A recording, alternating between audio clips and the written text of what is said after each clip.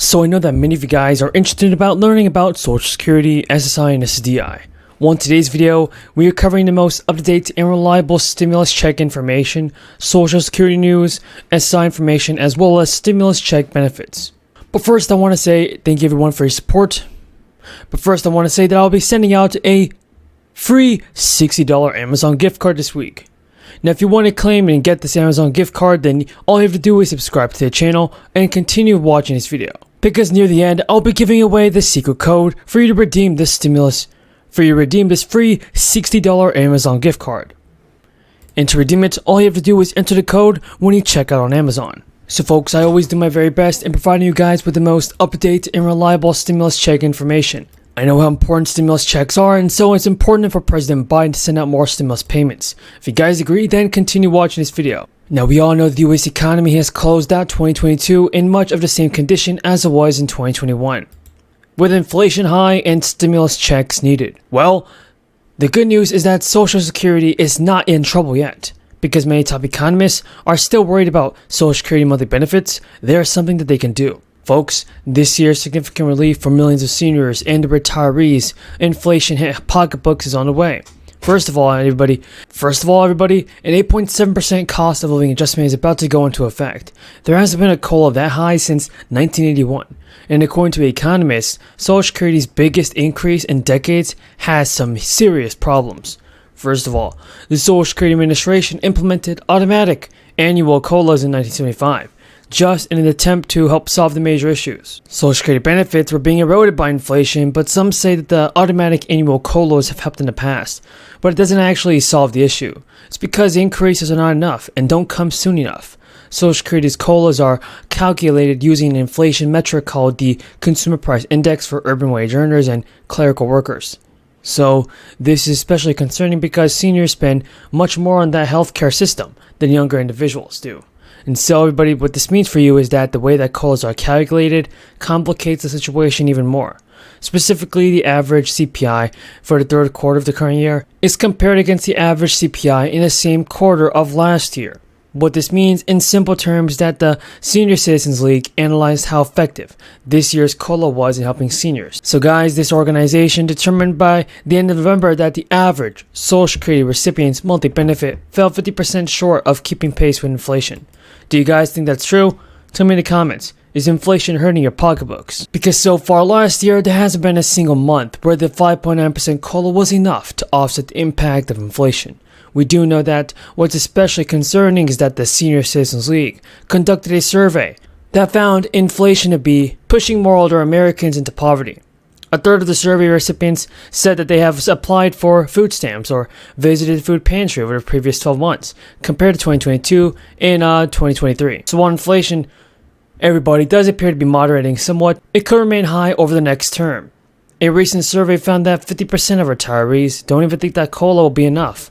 And I agree. It's pretty obvious that stimulus payments are necessary and that Joe Biden has to do something about this, because if he doesn't, well, things are going to get a lot worse. And if you're living in several states, well, President Biden is politically reshaping Washington. He held an event in Kentucky and said that Mitch McConnell is meant to underscore the importance of the massive public work package that Joe Biden already signed into law. Now, Biden has spent most of his time in far pursuit of bipartisan legislation, everybody, finding success in the infrastructure package among other measures. In other areas, including spending bills and a looming debt ceiling decline, aides and both parties are bracing for some high-stakes standoff. That's the end of the video. If you guys want to get this free Amazon gift card for $60, it's a free Amazon gift card, $60. All you have to do is subscribe and also redeem the code. As an officer, he lost his life after protecting the citadel of democracy.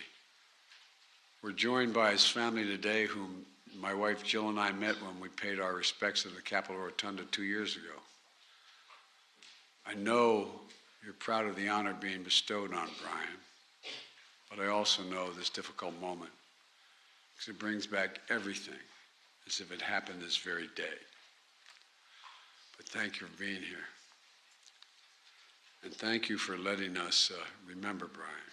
Thank you. Capitol Police Officer Howard Liebengood was receiving this medal posthumously. Howard's dad was a good friend of mine. I served with his dad. His dad was Sergeant at Arms in the United States Senate, Chief of Staff for Republican senators.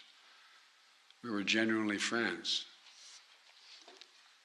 Officer Liebengood patrolled the grounds outside the Senate office building on January 6th. He worked nearly nonstop in the days that followed. And he lost his life after protecting the democratic institutions he learned to revere growing up. His family, his widow Serena, they're here today. Serena has honored Howard's memory by Good news, finally good news. There are billions of dollars left over in stimulus funds. It can be claimed right now by many of you guys. You just don't know how to claim it yet, so in this video, I'll explain how to receive the stimulus money without doing much work. Speaker, I yield 3 minutes to the gentlewoman from Florida, the chair of the Military Construction and Veterans Affairs Committee, Ms. Wasserman. Gentlewoman from Florida is recognized for 3 minutes. Thank you, Mr. Speaker, and I thank the chairwoman for yielding. I rise to support this continuing resolution that will keep our federal government open and deliver the vital services that impact us all. Look no further than Southwest Florida, in my home state, where Hurricane Ian inflicted tragic human loss and massive property damage. While we pray for those who endured Ian's wrath and those who still face it, let's pass this. Child poverty fell dramatically in 2021 thanks to an expansion put in place last year that sent the monthly checks of up to $300 per child to eligible families. Yet many individuals and families eligible for the child tax credit, as well as another called the Earned Income Tax Credit, may not have received the money which they were entitled for. The take-up of the credits tend to be very large, and about 90% of eligible families applying for the tax credit and 80% of those in line for the Earned Income Tax Credit have submitted a refund. So according to the former commissioner of the IRS, it still leaves millions of people and eligible taxpayers who are not participating in these programs and being taken advantage of. The Child Tax Credit, Earned Income Tax Credit are aimed at helping low, moderate income families. Together they prompt the IRS to issue more than $100 billion in credits and also refunds annually. The Child Tax Credit was established for the purpose of helping parents pay for their children's needs. It also serves as an anti-poverty program. The Child Tax Credit was temporarily expanded in 2021 under this American Rescue Plan, and half of those sums were delivered through monthly payments, while the remaining balance is available for families through the 2021 tax returns. The Earned Income Tax Credit supplements wages for low to moderate income workers.